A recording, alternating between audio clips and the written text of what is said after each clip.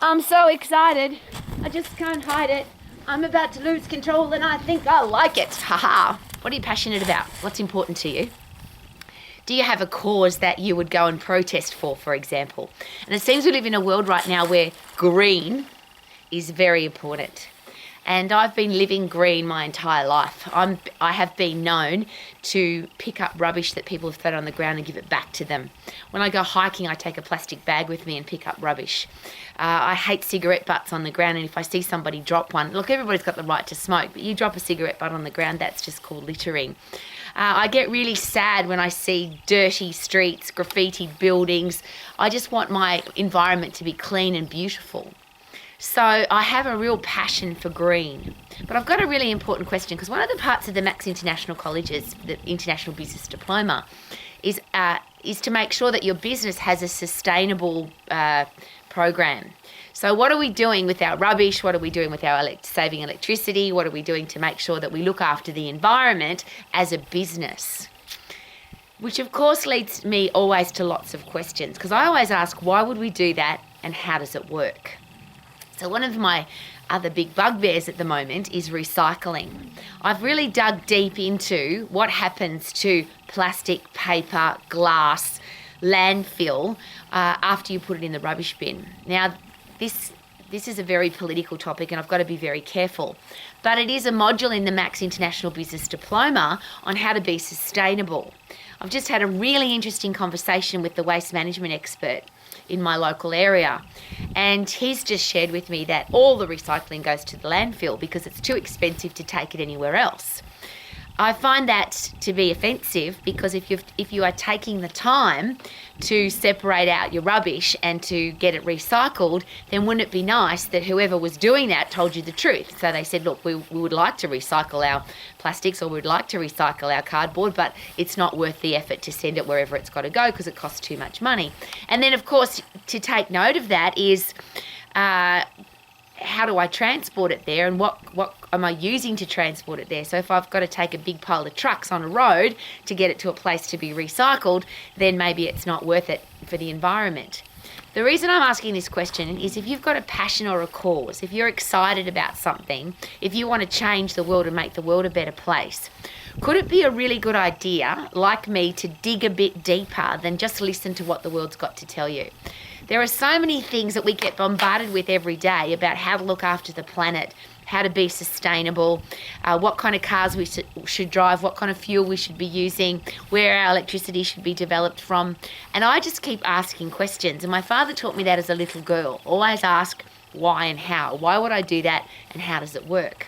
I'm also very embarrassed to share that as an exercise professional, when I came into the profession, I didn't ask any questions. I was so impressed by the people in the profession that when they said, do this exercise, eat this way, this is how the human body works, I believed them because I thought they were the experts.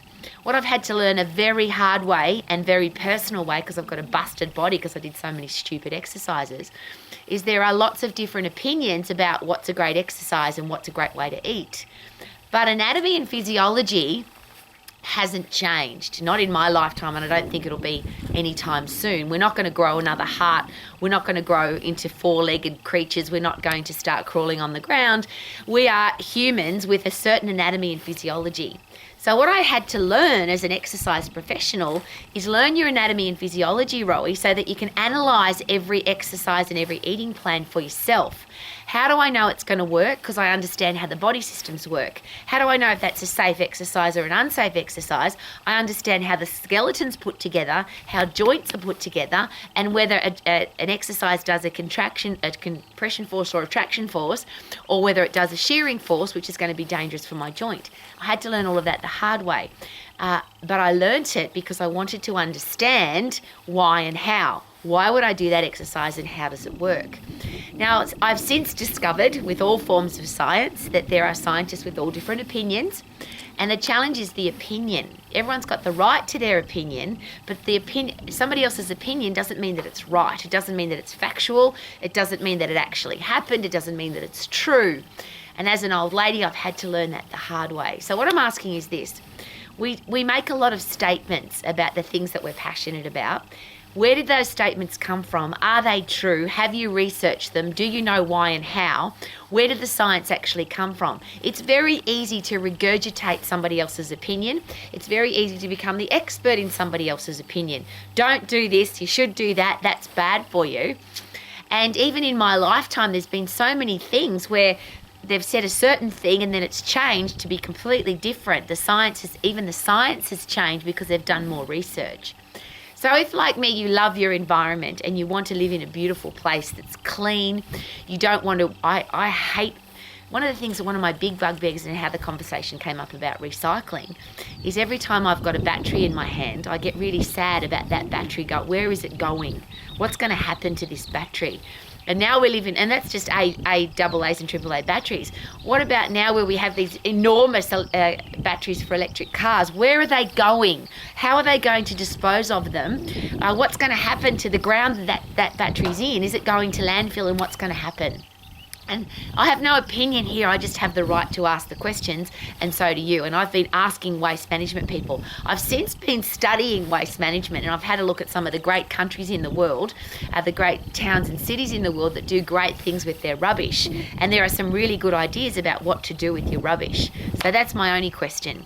Rather than repeat information, rather than be passionate about something that we don't know anything about, how about we study and research for ourselves so that we're not regurgitating somebody else's opinion, we're not telling other people what to do based on somebody else's opinion, we've actually learnt about it, studied about it, and understand it for ourselves.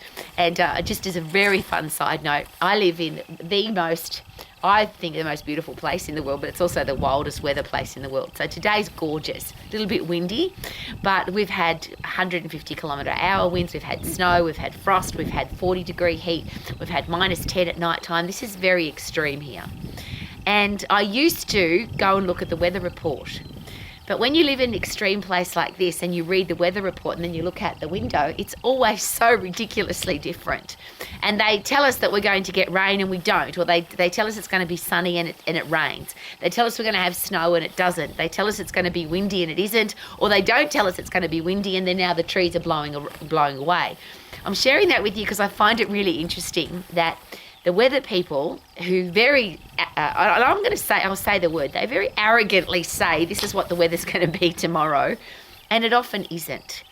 So the science of meteorology is obviously a little bit flawed or isn't exact. So that if the weather person says it's going to rain tomorrow, it may rain tomorrow, but it may not. And that's how I live my life now. I look out the window, oh, it's a nice day today. And if it gets windy, well, now I know it's windy. And if it snows, I now know it's snowy. But I don't rely on the weather report anymore because it's inaccurate. And that's all I'm asking. Rather than rely on other people's opinion about how to live your life and what's going to happen in your life, how about learn and study it for yourself? Now, I'm not going to go and study meteorology. I just look out the window and go, wow, it's a beautiful day today because it's raining, or it's a beautiful day because it's sunny, or it's a beautiful day because it's snowing, or it's a beautiful day because it's windy. I don't care because I've got no control over the weather. So if you want to learn, study, train, educate, everything's available to us. But should we be aware that there's also opinions versus science, and what does science actually mean? And because I live with and am married to a published research scientist, he himself will tell you that science is so flawed, and you can find any scientific study to back up any opinion that you have. So what are the things that we're really sure of? Gravity is a rule of the universe. Anatomy and physiology are pretty much set sciences. Physiology maybe not so much, but definitely anatomy. What can we learn that is actual truth, that is fact, so that we don't get caught up in all the BS that's going on in the world? So I love being green. I love it. And I love living in a place that is sometimes green, sometimes brown. But I want to make sure that I leave on my planet a mark that says this woman cared for her planet. She looked after her planet. She didn't put rubbish on the ground. She looked after everything that's in her life. That's the reputation that I want to have. What about you? Because I'm so excited. I just can't hide it. I'm about to lose control because I love being green. Woohoo!